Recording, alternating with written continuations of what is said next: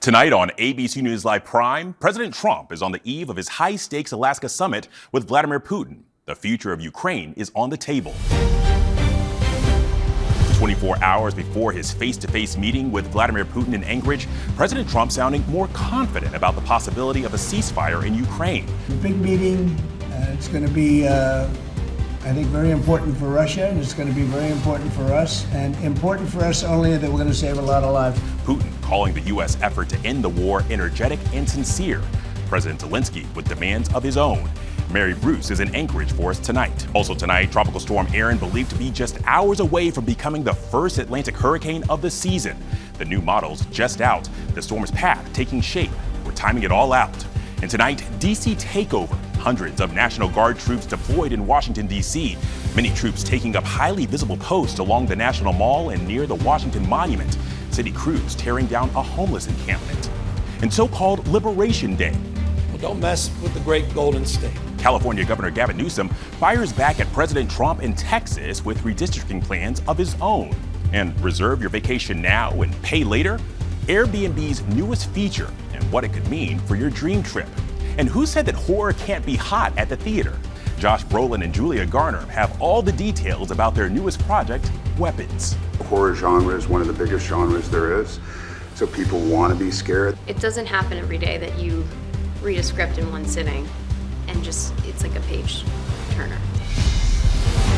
From ABC News World Headquarters in New York, this is Prime with Linsey Davis. Good evening, everyone. I'm Alex Brachet in for Linsey Davis, and thank you so much for streaming with us. We begin tonight with President Trump and Vladimir Putin setting the stage for tomorrow's high-stakes meeting in Anchorage, Alaska.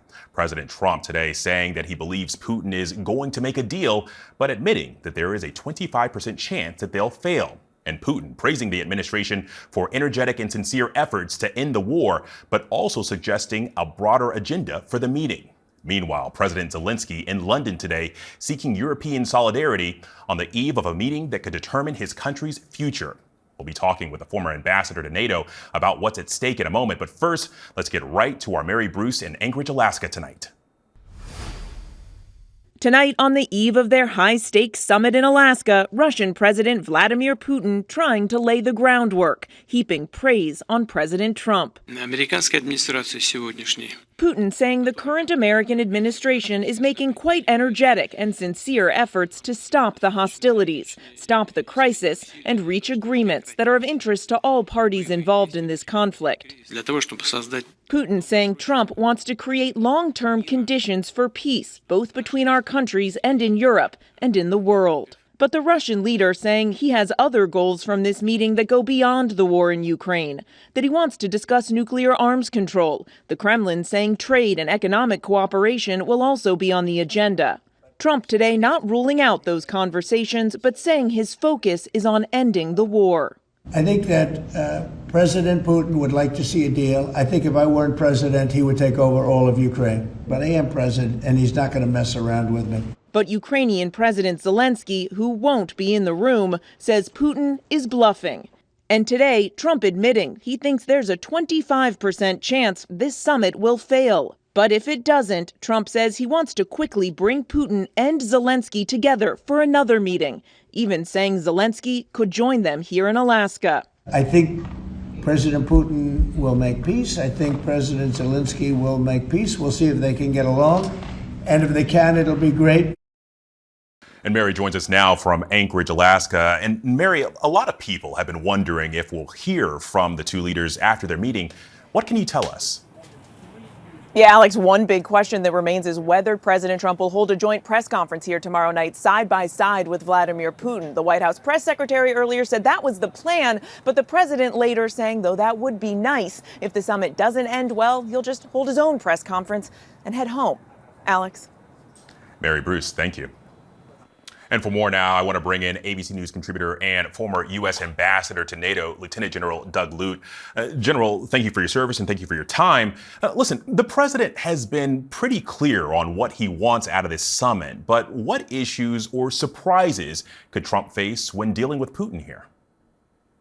Well, I think your reporting just a few minutes ago suggested one possible Putin approach, and that is to broaden the agenda beyond the war in Ukraine to other topics which might interest President Trump. So nuclear arms control. The last nuclear arms agreement standing between the United States and Russia expires early next year. So that's a topic that could draw President Trump's attention. Trade is first and foremost a White House topic these days, and also increasing interest in the Arctic, which is a common matter of interest as well. So there may be an approach here by Putin to divert attention away from the focal topic of Ukraine onto other subjects. So with that in mind, what does success look like for the U.S. at this summit tomorrow? Laser focus on Ukraine. Laser focus on one principal objective, which is to attain agreement on a ceasefire, which the Europeans, Ukraine, and the Trump administration have already agreed. Only Putin has failed to agree to a ceasefire. So that should be the principal and frankly, the only objective of Friday's meeting. Today, Putin suggested that a nuclear arms agreement could be discussed in tomorrow's talks. You mentioned that that could be a diversion, but how does that complicate matters? Well, look, it's very difficult for the President of the United States to meet with the President of Russia and not be willing to focus on the overriding issue of nuclear arms control. Obviously, this is an important topic, but it's not a topic that's been prepared for this meeting. This meeting itself is only a week in terms of preparation time. So nuclear arms control is certainly a reasonable topic, but not for a meeting pulled together in 1 week. And you've got to get the team of experts on both sides involved in those sorts of very complicated technical conversations. Well, on the Ukrainian side, European leaders have made their solidarity with Ukraine clear this week. But I'm curious, in your estimation, what is the significance of this meeting to discuss the future of Ukraine without Ukraine or Europe in the room? Well, I think it's very clear that the European leaders convened over the last 48 hours and brought Zelensky in from Kyiv to join them and present to President Trump, both in writing, but also by way of a video conference, a statement of principles, such as nothing about us without us, meaning that there can be no agreements with Ukraine not at the table, and the importance of national sovereignty, that is preserving Ukraine's right, its freedom to make its choices on its constitution, its leadership, the nature of its defense forces, its future relationships with the EU and NATO. So sovereignty is a key topic, and the European leaders, I think, did a very good job this week in preempting the Friday summit by way of convening with Zelensky and laying out these principles. Well, and sir, listen, it's hard to predict the outcome of meetings like this, but crystal ball, what are you going to be watching for? So I'm going to watch and see if Putin is serious, if Trump is patient, and if the Ukrainians are on board. Those seem to me to be the three ingredients of a productive meeting, given that we've only had 1 week to prepare. ABC News contributor and former U.S. Ambassador to NATO, Lieutenant General Doug Lute, thank you. Of the millions of Ukrainians that have fled their country since this war started, 1,000 of them have ended up where this meeting will take place, Alaska. Our next guest, Zori Opanasovic, is the executive director of New Chance United Relief Program and has helped Ukrainian refugees relocate there. Zori, first, thank you so much for your time. But I want to ask you, how are you and the Ukrainian families that you've worked with feeling about Putin's visit to Alaska, where many, with your help, have relocated to? Yes, thank you so much for having us. Ukrainians have a lot of mixed feelings, but the many Ukrainians that I have spoken to, all of them have one thing in common, and that is hope. Ukrainians are resilient people, and they find something positive to look forward to, and they hope that hopefully, what if this time it will work and there will be a ceasefire and Ukraine will have peace? Well, along the lines of that hope, for the folks that you're in touch with, what are they hoping is accomplished in this meeting? Hope for a ceasefire, truly. Ukraine is not going to be at the table. Ukraine is not going to be at this conversation So our hope is that they discuss, stopping of the killing that is happening and just a complete ceasefire. That's what we want. I'm curious, if you could say something to President Trump ahead of this meeting tomorrow, what would that be? Well, someone who helps Ukrainians who are here, who has welcomed over 1,300 Ukrainians in Alaska, which is a big number for us in Alaska. My hope is that they can continue to be here, at least have a choice if they can stay or go back once the war is over. They have invested themselves. They have rebuilt their life from scratch. They have learned the language. They love their jobs here. They have really integrated and become part of our community here in Alaska. And I want them to be able to have a choice and to be able to say that my kids go to school here. My kids have a life here. I have nothing to go back to. And if they can have an adjustment of status so they can continue to be part of Alaska's great community. Well, in Zori, not only is this summit impacting the Ukrainian community there in Alaska, but also knowing that their immigration status is right now in limbo. Immigration benefits for thousands of Ukrainians are still paused after the Trump administration made the decision to freeze programs like United for Ukraine. So I'm curious, how is the community feeling about this today? The immigration concern is a stressor for all of the Ukrainians here.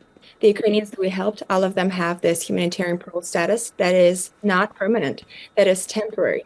So Ukrainians have a lot of things that they have to worry about. First, their family in Ukraine who are sheltering every day, who are worried and they don't know if they'll be there tomorrow. And now they also have to worry about themselves. They don't have stability, but they are happy to be here and they want to have stability. So it's definitely a stressor that there's no immigration pathway forward. One other thing that I wanted to ask you about is why Alaska? There are a lot of places that you potentially could have settled on, throughout the country, but why there? Alaska is a welcoming place. We have great people in Alaska. I think it's in our blood that, if I'm in a ditch today, I know that my neighbors are going to pull me out because they might be in there tomorrow and vice versa.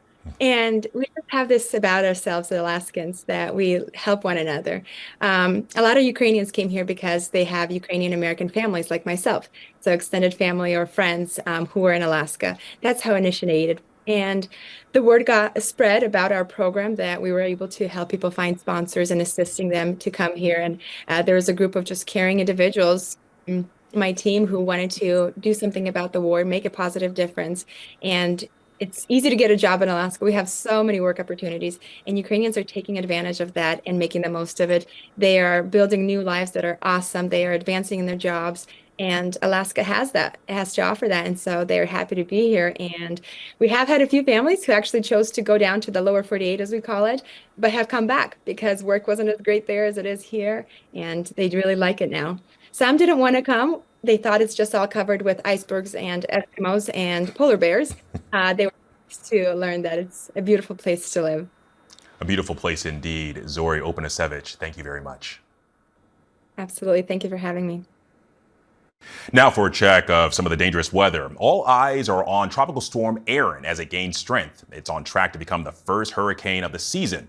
And tomorrow and tonight, what could become a new tropical depression is forming in the Gulf and headed towards Texas. Tonight, Tropical Storm Erin is churning in the Atlantic as it heads towards warmer water. It's expected to become a major Category 3 hurricane by Sunday. The spaghetti model shows the storm's potential paths heading west towards the U.S. coast, but most show it veering away. Meteorologist Brittany Bell is here from our New York station with the timing and the track. Hi, Brittany.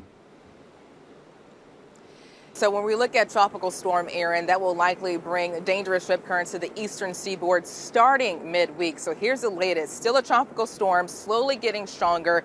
Max sustained winds near 60 miles per hour. That really starts to ramp up tomorrow, intensifying to a Category 1 hurricane. There's already a tropical storm watch for the Leeward Islands, and it takes aim near Puerto Rico as a major Category 3 Sunday. Early next week, it makes that turn to the north. Here's the reason for that turn. It's going to be steered in between high pressure and a dip in the jet stream and a cold front. The question is, just how close will Erin get to the eastern seaboard? Let's look at the spaghetti model, still showing a cluster near Bermuda, but some are trending farther to the west. Bottom line, stay tuned for additional updates and prepare for dangerous rip currents Tuesday through Sunday, also rough surf. Now let's talk about what's going on in the Gulf. We're watching an area of low pressure that now has a 40% chance of development over the next few days.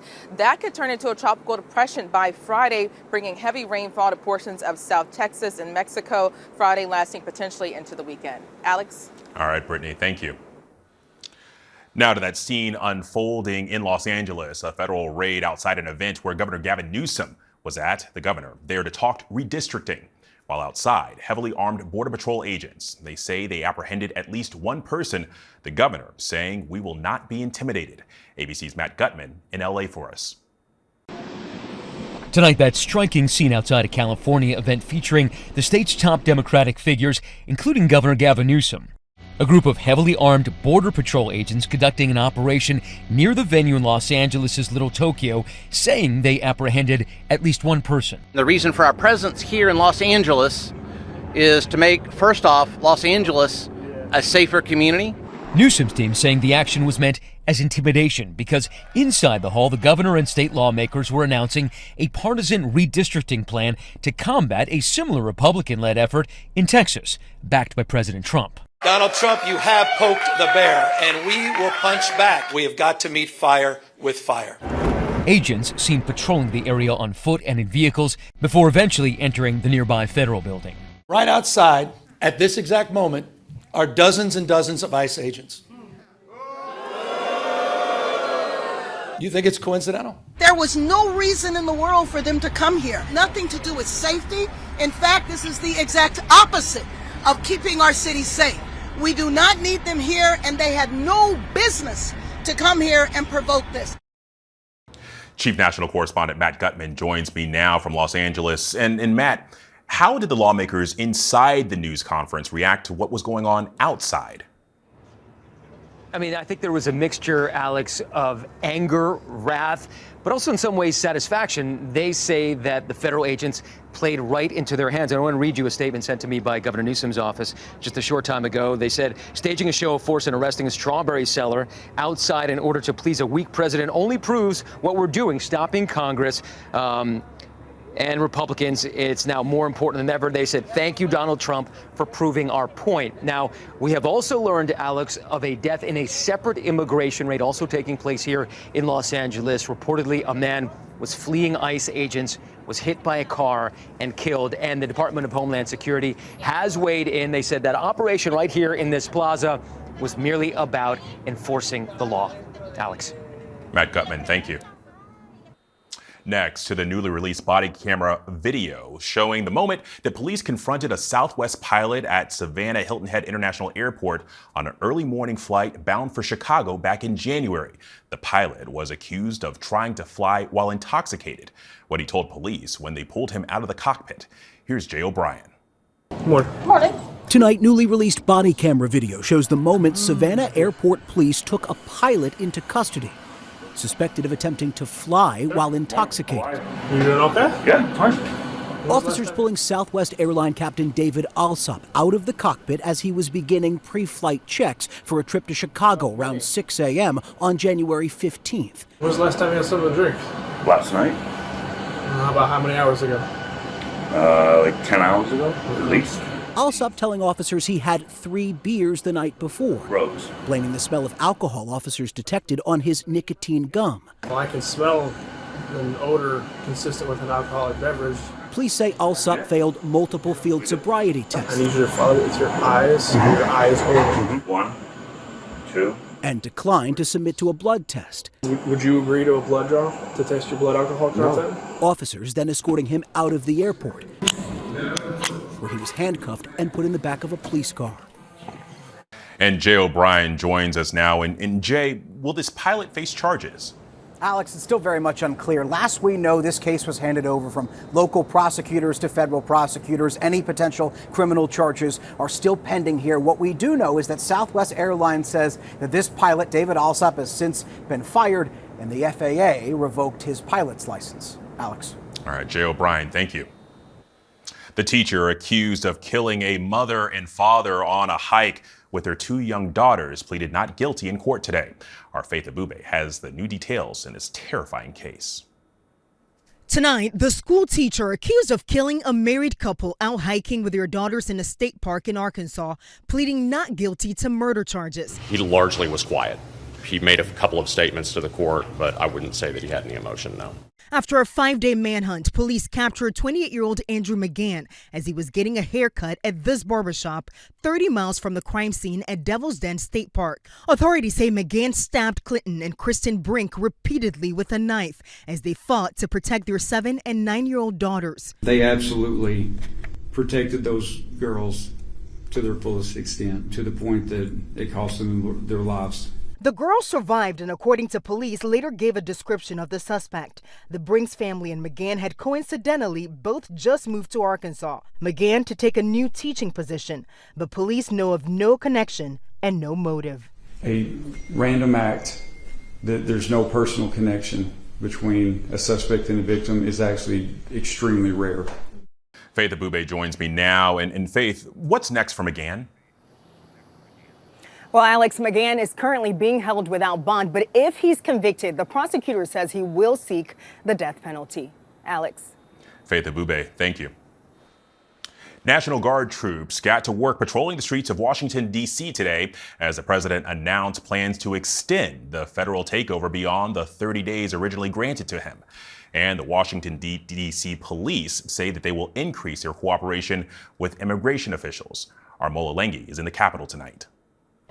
Overnight, protesters confronting federal law enforcement officers on the streets of Washington, D.C. Blasting President Trump's takeover of the district's police force, some carrying signs reading, "Fascists go home," or warning, "ICE ahead," as authorities set up one of the first checkpoints in a busy downtown area. The White House saying at least 45 people arrested, the majority undocumented immigrants. And tonight, under tremendous pressure, D.C.'s police chief announcing plans to increase cooperation with federal immigration officials. The Pentagon today saying all 800 National Guard troops have been mobilized in the district, working in shifts around the clock, assisting with patrols and other duties. While several hundred National Guard troops are ultimately expected, so far today their presence has been sparse, set up at just a few locations throughout D.C., like Union Station here. And tonight, we're learning that the man accused of throwing a sandwich at a Customs and Border Protection officer Sunday evening has now lost his job at the Justice Department, according to Attorney General Pam Bondi. Bondi said today Sean Charles Dunn has been fired. He's facing a felony charge of assaulting an officer. We reached out to his attorney, but have not heard back. Well, in that image of that one gentleman throwing a sandwich at an officer, certainly making the rounds on social. But Mola joins us now live for this. And Mola, is there any indication of just how long the Guard will remain on the streets of D.C.? Well, Alex, President Trump indicating that he'd like to see this so-called crime crackdown extend beyond the 30 days initially allotted to him. And the Pentagon doubling down today, saying that these troops, of course, pulled from their civilian lives, will remain here in D.C. on these streets, quote, until law and order has been restored, Alex. Mola Lengi, thank you.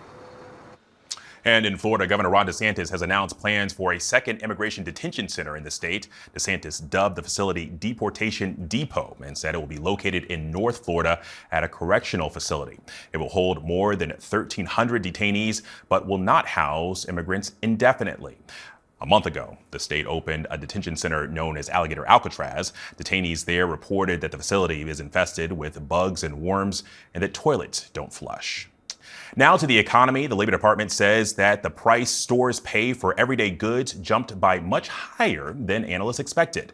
The Producer Price Index rose 0.9% in July. Prices are now 3.3% higher than a year ago, marking the largest increase in 3 years. Economists say it's a potential sign that President Trump's tariffs are pushing costs up for businesses, but not as much yet for consumers.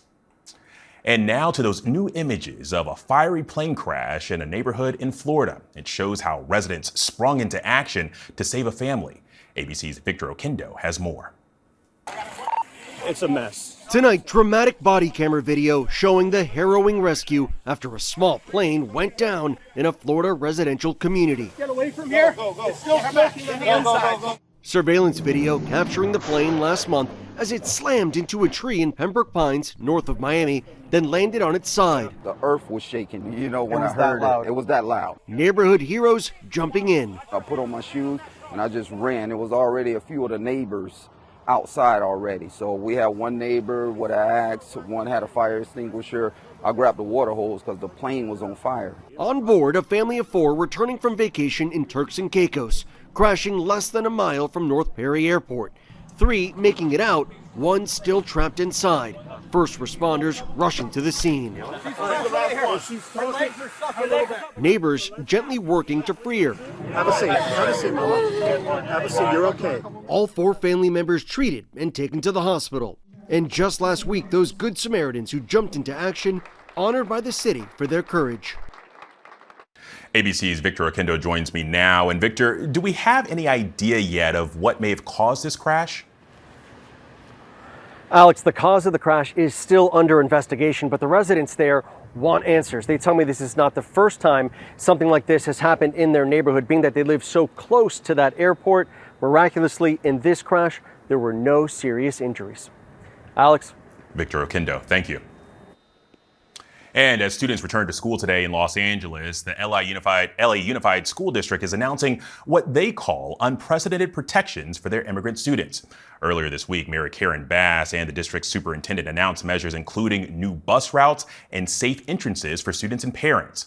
School police and municipal forces will patrol near some 100 schools, setting up, quote, safe zones in Latino neighborhoods. These changes come after a 15-year-old boy was mistakenly detained at gunpoint by immigration officers outside an LA high school on Monday. He was later released, but the superintendent said that children cannot live in fear.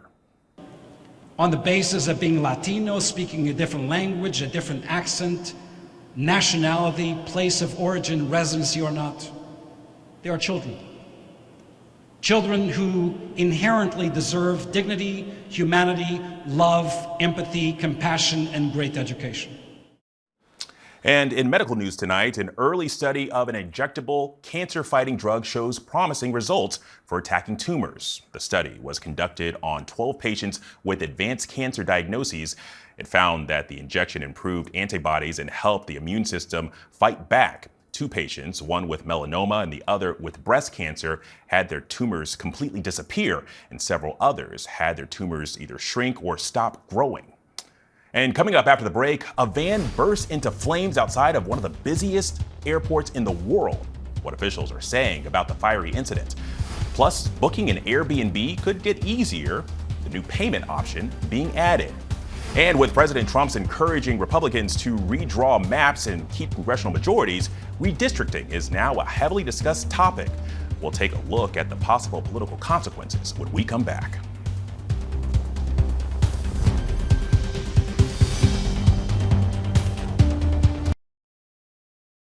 Welcome back, and thanks for streaming with us. President Trump is, of course, keen to keep the Republican majority in the House in the 2026 midterms. So for months, he has encouraged Republican lawmakers nationwide to redraw state election maps to help the GOP gain seats. The process of redrawing those maps is called redistricting. So let's take a look at the political consequences of redistricting by the numbers. States redraw congressional and state legislative districts every 10 years to reflect population changes. States can redistrict in between censuses, but that's rare. In most U.S. states, the state legislature has the power to draw lines, but by the ACLU's count, 15 states have set up commissions in an effort to depoliticize the process. And according to Loyola Law School, only 8 of those commissions are actually independent. California is one of them. 10 states have an advisory or remedial commission in the case that legislatures are unable to pass a redistricting plan. And in a process called reapportionment, representatives from each voting area are assigned based on population changes tracked by the census. The reapportionment process determines how many of the 435 seats in the U.S. House are distributed across the states. Now, lawmakers have long been gerrymandering district lines, but a 2019 Supreme Court decision ruled that federal courts had no authority to intervene, even when politicians redistrict to maximize their own partisan advantages. And President Trump spurred a national redistricting commotion when he directed Texas Republicans to redraw their state maps in favor of the GOP. And now party leaders on both sides of the aisle are scrambling to redistrict in time for the 2026 midterms. And that includes California, where Governor Gavin Newsom is seeking a special election to ask voters to approve a newly drawn map that would favor Democrats. We will affirm our commitment to the state independent redistricting after the 2030 census, but we're asking the voters for their consent to do midterm redistricting in 2026, 2028, and 2030 for the congressional maps to respond to what's happening in Texas, to respond what Trump is trying to excite.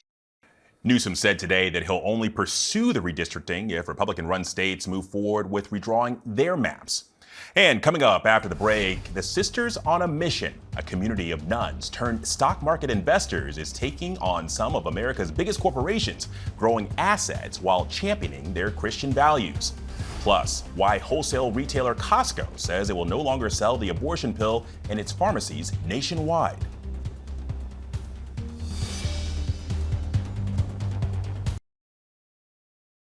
During recent volatility in the stock market, many shareholders raised concerns, but a group of nuns are no stranger to telling corporations what they think, no matter what the market looks like. They've become shareholder activists, buying stocks and then pushing those companies to change major policies. And as our Elizabeth Scholze reports, fighting for a cause is nothing new to them.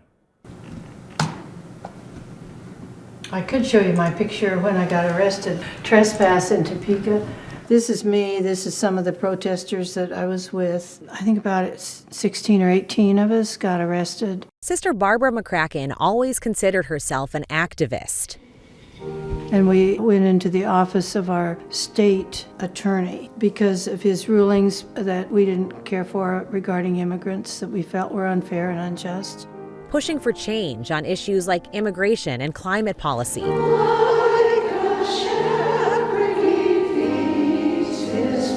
But now, at this tranquil monastery 1 hour outside of Kansas City, she's at the forefront of a different kind of fight: shareholder activism. I've done training on how to get arrested, but I had never been arrested myself. This time I just kind of felt called to do it. She's part of an unlikely group of nuns turned investors in the stock market, taking on some of the biggest companies in the world. When you walk through fire, you shall not be burned. This is the file drawer full of past resolutions, and I'm not sure the total number, but it would be more than 200, I'm sure, and maybe more than 300 altogether. Did you expect when you joined the monastery, when you became sisters, that this would be part of your day-to-day? No. Absolutely not. I thought I'd still be in a classroom teaching little third graders. Instead, you're taking on Google, Amazon, McDonald's. That's right. This is where a lot of the work gets done, huh? That's right. Walk us through what we're looking at here with some of these resolutions. Yeah. Surely. We're asking for freedom of association and collective bargaining, which really means unionizing. And this is for Amazon. I see your title on this letter is shareholder advocate. That's the title I use. That's what you call yourself when you sign the letters. Yeah, Sister Molly said that would be fine. Barbara and Rosemarie Stahlbaumer invest at least $2,000 in a company's stock, which grants the sisters a seat at the table. This is the Halliburton one. They become shareholders, allowing them to submit and vote on resolutions every year on changes they'd like to see at some of these mega corporations. We look at companies with child labor issues, employment policies, and how they treat their employees, whether the CEO gets a huge amount of the profits from the company rather than sharing it with them. It's, for me, the human element. Shareholder resolutions are just one part of daily life here. At the Benedictine Sisters of Mount St. Scholastica, the community of 80 nuns prays together 4 times a day. Break the weapons of destruction. and strengthen those who are defenseless. Their practices dating back to the 6th century.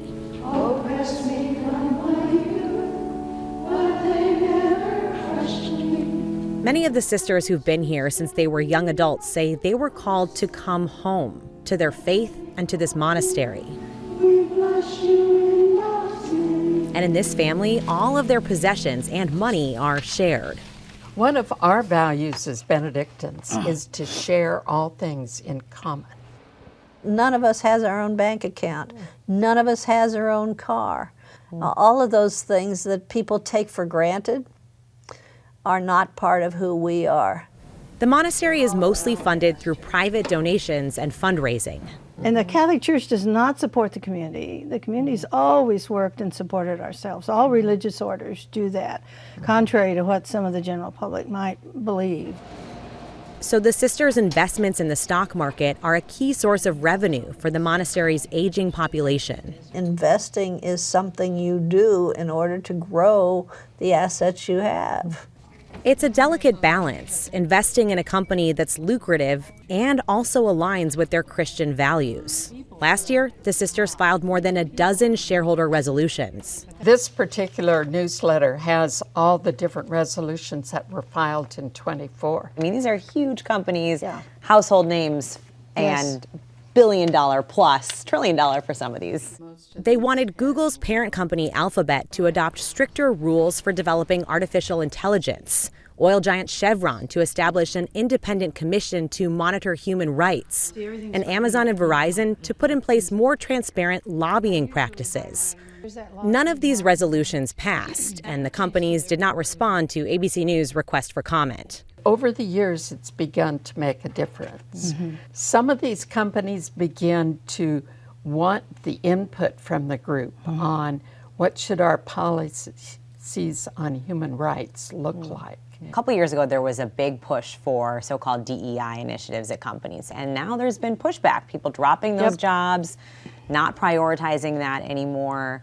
What do you make of that shift? Is that good or bad? We need to continue doing that. I mean, how else are we going to ever equalize the system? The sisters acknowledge that change will take time. Patience is a staple of their faith. It takes a long time. That's one of the blessings of religious communities, is we're in this for the long haul. You've outlived all of these companies on this list. And the Benedictines will be around when they're gone. That's right. We're here to stay. Our thanks to Elizabeth for that. And coming up after the break, pretty soon your Skittles and M&Ms will look a little different, but will they taste different too? The new options their parent company is adding to shelves. And it's being hailed as one of the best horror films of the year. Josh Brolin and Julia Garner discuss the suspense and terror of their new movie, Weapons.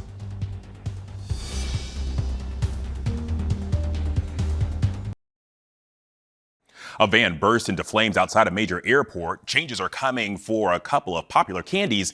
And could Hall & Oates be ending their feud? These stories and more in tonight's Rundown. A van outside the Atlanta airport burst into flames, causing travel delays for some passengers. Video from the scene shows smoke pouring out of this van. The Atlanta Fire and Rescue Department quickly responded and extinguished the fire in the passenger pickup section of the terminal. Officials said no injuries were reported, and it's unclear how the fire started.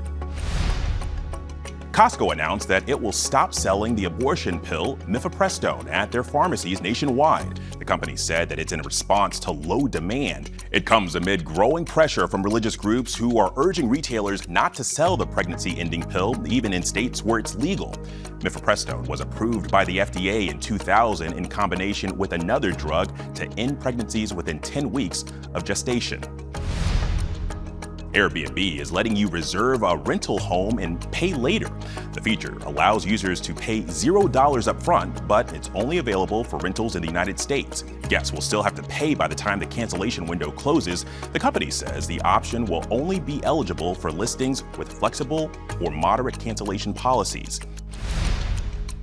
Mars Wrigley says that some of its most popular candy brands, including M&Ms and Skittles, will soon be made with natural dyes. The move comes amid intense pressure on food companies by top federal health officials, including Health Secretary RFK Jr., to start making products with natural dyes. The candy maker says that next year it will offer naturally colored versions of M&Ms, Skittles, Starburst, and Extra Gum, but it stops short of committing to making all of its brands with natural colors. And after more than 40 years, fried chicken and biscuits chain Bojangles is returning to the Big Apple after a brief period there in the 1980s. The company announced that it's expanding operations into the New York metropolitan area, planning about 50 stores throughout New York and New Jersey. The North Carolina-based company was founded in 1977 and is known for its chicken and biscuits and all-day breakfast. And the legal battle is over between former musical duo Hall and Oates. According to court documents, Daryl Hall voluntarily dismissed his lawsuit against John Oates and his trust earlier this week. The legal dispute started in November of 2023 when Hall got a temporary restraining order against Oates and his wife Amy for allegedly selling his share of a joint business venture to a third party, Primary Wave Music. The two Rock and Roll Hall of Fame members have butted heads for years and say that they have no plans to reunite. It's become a box office success, proving that horror is still hot at the theater, making $42.5 million domestically and $70 million internationally in its debut weekend. Mysterious and frightening, Weapons has met rave reviews. No surprise considering that it has an all-star cast, including Josh Brolin and Julia Garner. Our Matt Gutman sat down with the pair to talk about their horrifying thriller. We're talking about 17 kids in one classroom. I want to know what happened in that classroom. Why just her classroom? Why only her? They are our children. I love those kids. This movie's like the sum of all of my fears, at least, right? The loss of children, a community frayed and falling apart, turning on itself. That magical three. How would you sum up this movie? I would say it's very original, funny at times, but it's also terrifying. But it's also like an investigative thriller, too. Yeah, that's what I mean. Thriller. Yeah. That's the word I was thinking of. And you have these children that have disappeared, and this is one of those things. It's like everybody's worst nightmare come true, but in the most absurd way. Your worst nightmares coming true with a Hollywood dream team.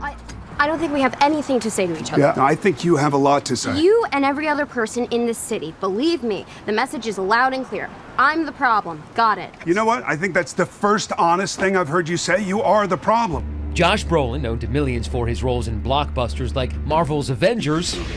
Fine. I'll do it myself. And Julia Garner, the socialite fraudster in Netflix's Inventing Anna. I do not have time for this. I do not have time for you. Now, side by side in a new horror thriller, Weapons, where all but one child from the same class mysteriously vanish. Those kids walked out of those homes. No one pulled them out.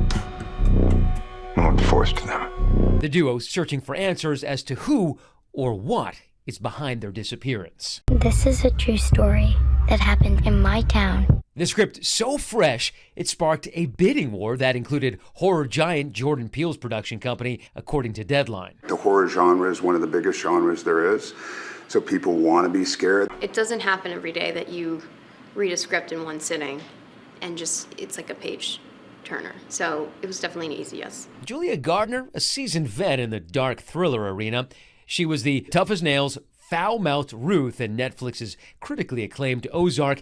If you want to stop me, you're gonna have to kill me! Taking home 3 Emmys and a Golden Globe. Thank you so much to the Hollywood Foreign Press. Son of actor James Brolin, Josh got his first taste of Hollywood in the 80s adventure classic, The Goonies. You sound just as corny as Dad does. Later receiving an Oscar nomination for his role in 2008's Milk, which starred Sean Penn as the equality pioneer Harvey Milk. Introduce pay raises, because I can't take care of my family on our salaries. You don't have that problem, do you? And Garner and Brolin's careers colliding in the Marvel Universe. Brolin is the battle-hardened time-traveling Cable in Deadpool 2. Hello, Russell. and Garner as the Silver Surfer in the latest reimagining of Fantastic Four. Your planet is now marked for death. Your world will be consumed by the Devourer. This whole victim persona that you're taking on, it might have the What was it like working together? I mean, obviously you have really amazing chemistry. Does Awful, terrible. It was great. I mean, it was great. There was a part of me that I knew that. But didn't want to meet because I knew that I was gonna like, what if I don't like him, or what if he doesn't like me? It was immediate. It was immediate. We hung out in each other's trailers, and you don't ever do Really? that. Yeah. Are you staying in character when you're like messing around on set? No. No. That would be weird. Leave the investigating to the investigators. Horror is having a moment. It's drawing actors like you. I think one of the reasons why that is, it's an original story. And I think people want that. They are craving for that. Weapons was directed by Zach Kreger, the mind behind 2022's nail-biting horror hit, Barbarian. This process might seem overwhelming. I saw Barbarian, and then this script was 10 times better than that. He's turned out to be the real, like a true visionary in his realm. Zach, he's an out-of-the-box thinker. There's something very, very wrong going on. When the sausage is being made, can you tell that, oh, this is going to be good? Well, you want to have hope, but you also don't want to be cynical either. You want to keep that exciting energy and, not drag every... I've been not cynical, and I've had movies turn out. And Josh, you don't remember saying this, but I remember Josh saying this to me on set. I asked him, what was your favorite movie filming and the most fun you've ever had filming a movie? And you said No Country for Old Men. And I was surprised to hear that because it's such a heavy, crazy movie. I reckon I'll go out the way I come in. People, during No Country, they go, did they have a feeling that it was like the Godfather of Westerns? And you go, no. It was just a movie that probably most people wouldn't see. And then I was looking back on, my past experience, and the movies and projects and TV shows that done really well are the ones that, everybody was having fun, even if the material was super heavy. And we had a lot of fun making this. I've never seen anything like that in my life. Are you watching? With Weapons, it appears horror's popularity at the cinema isn't slowing down. If you had to survive in this world, who's making it out alive? Josh or Julia? Definitely Josh. What are you talking about? But I can barely open a water bottle, and I bruise very easily. I won't say me, but I'll take it. All right, can't wait to watch. Our thanks to Matt for that. And that is our show for this hour. I'm Alex Perche. Stay tuned to ABC News Live for more context and analysis of the day's top stories. Thanks for streaming with us. Good night.